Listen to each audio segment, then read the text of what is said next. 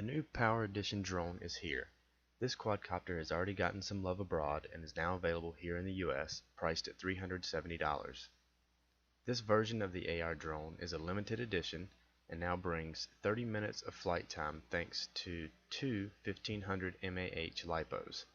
Each pilot can now customize their AR drone to make it an even more exclusive flying machine because in addition to the standard black propellers, the Power Edition has 3 additional sets of propellers including Blaze Red, Fire Orange, and Cool Blue. The indoor and outdoor hulls have also been revamped with a gloss black finish to give the AR.Drone 2.0 a more formidable look. With the 2 included batteries, you can get around 30 minutes of total flying time. With the Power Edition AR.Drone 2.0, pilots can enjoy the powerful new high-density lithium polymer battery. This extends the flight time of the AR.Drone 2.0 by 50%. Because it is an exclusive edition, it does not only include 1 of these batteries, but now includes 2 of these high-density batteries. Now I've done my normal modifications, sealed bearings, ultraflight gears and pinions, landing feet, and most importantly I balanced all 16 of the new blades when they arrived.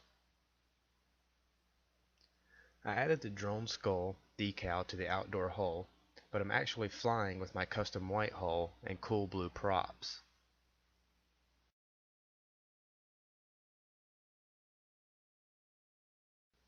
So to create this hull, I basically just bought a clear custom hull for the AR.Drone 2.0, painted it white, and then I added the black drone skull.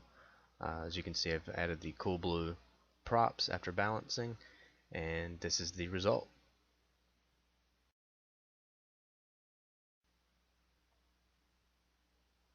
I've also added a 6 LED headlight to the front of the lower hull, and I've added 2 strips of white LEDs around the sides of the custom white hull.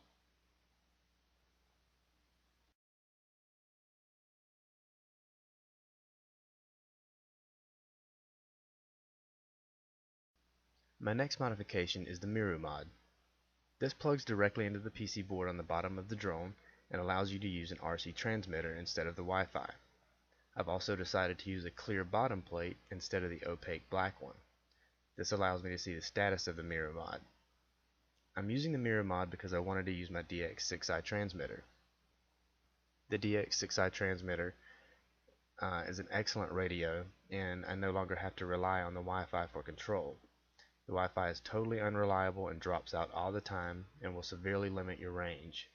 Plus, I don't like flying by tilting my phone around or sliding my thumbs all over my phone.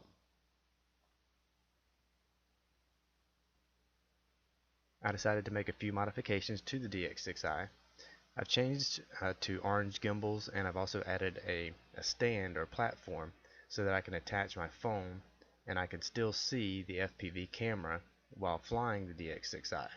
And I love it. It looks really good, and it allows me to see the battery status, altitude, things like that you get when you use the phone, but you're still going to get your Wi-Fi dropouts as far as that telemetry type function and as far as the FPV, but you still don't lose any control since you're using the radio for all of the flight controls.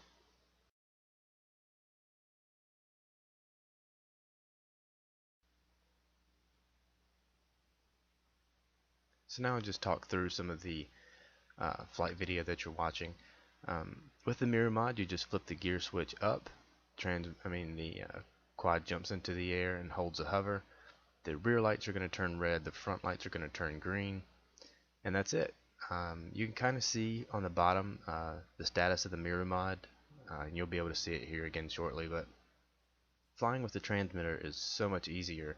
If you've ever flown a quad or a helicopter before, this is just a natural way to fly. It feels smooth, it feels responsive, and it's just a lot more different and a lot easier than using your cell phone and trying to tilt it around or slide your fingers across the screen.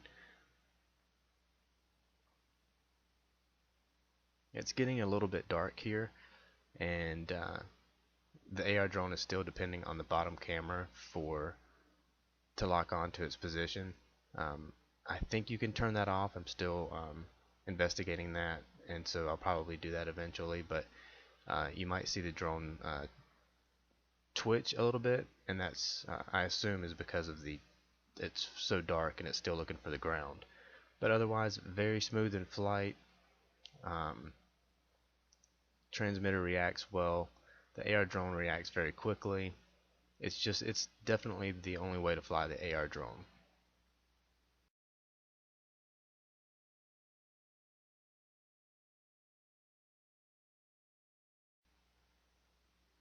Here's a nice close-up of the lights. The lights really throw illumination to the blades, so you can still see the blue, the cool blue blades of the Power Edition.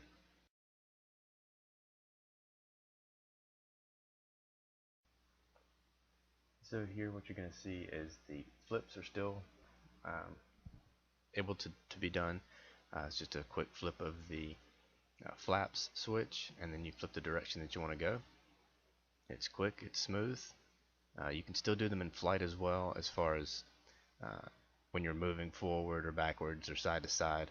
It's still very easy to do and really makes you look like a professional when flying the quad. So overall, is the Power Edition worth purchasing? I think that it is. A brand new AR.Drone 2.0 is going to cost you $300. You're going to get one set of blades and you're going to get one battery. Um, if you get the Power Edition, you're going to get 4 sets of blades, including the stock black, and you're going to get 2 of the high density batteries. Now, if you were to get the AR.Drone 2.0 non-Power Edition version, you're going to have to pay $11 for each set of new props, and between $20 and $30 for a new battery. So you're looking at 11 times 3 plus $30. That's $63. You're $7 away from a Power Edition. So, in my opinion, if you don't already have an AR.Drone 2.0 and you're thinking about getting one, definitely upgrade to the Power Edition if it's available.